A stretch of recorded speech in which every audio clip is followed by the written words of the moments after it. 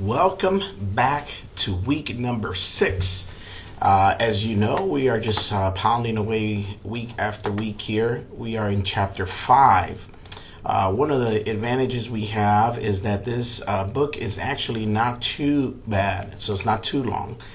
So you have week 7, and after that we will go into our midterm. Now, just to kind of clarify on the midterm is composed of 5 questions from your previous test.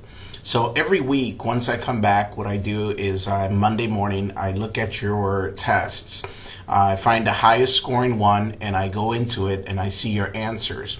And as probably some of you might have noticed, on the fill in the blanks, the system is very specific. So if you missed S on a word on law, instead of putting laws, you put law. It marks it wrong, and it'll send you off a score of, let's say, 85.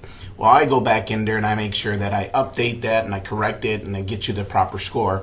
So in chapter 4, there was one question that seemed to have thrown everybody off, which was secondary boycott. It's what a union does to force people who are not employed by the company and people who are employed by the company to not do any work or services with that company.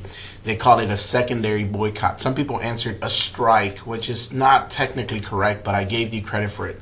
Either way, I threw that question out, so I gave everybody credit for that question. So your scores are updated in Blackboard. And I also email you your copy of the test through a PDF file. I recommend you save that because on week 8, which would be our midterm week, your midterm is composed of 5 questions from every week's test. So it should be fairly simple to do.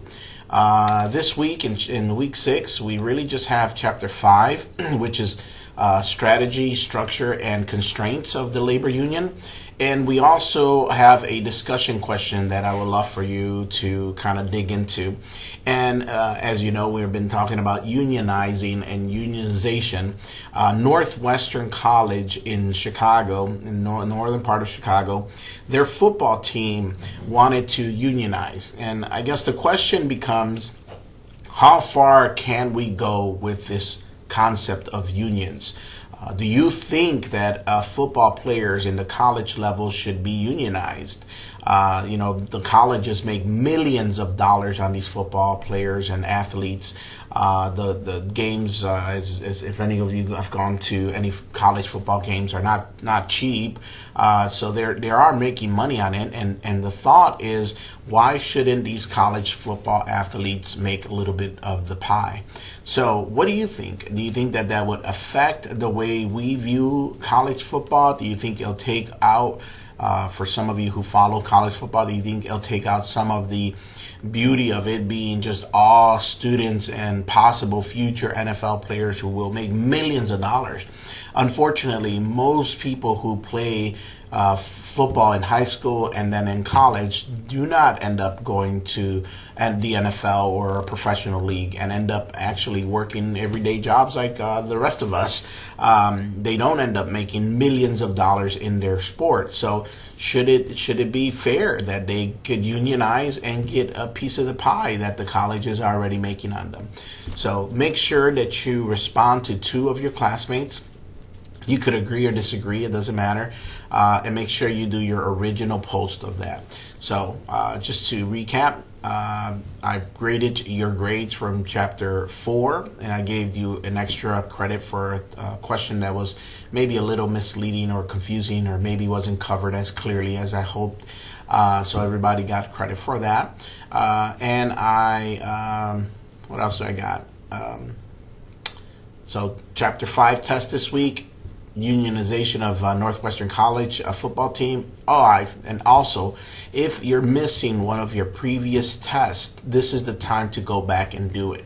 Please make sure you let me know, because I don't know if you've taken the test or not. Go back, make sure you take that test. Let me know what test you've taken so I can update your grade. Once the midterm has been taken, I will close all previous chapters and will not return to those chapters. So please make sure you're catching up. After midterm, I will not return to those chapters. So I let you know now ahead of time. Go back now. Make sure you make up any tests that you haven't made up, and let me know by email that you've done that so I can update your grades, or you will not get credit for it. Other than that, you know how to get in contact with me. Hope you have a great week, guys. Stay safe. I understand that Tuesday we might have a little bit of rough weather, so be careful while you're driving out there. Have a great day.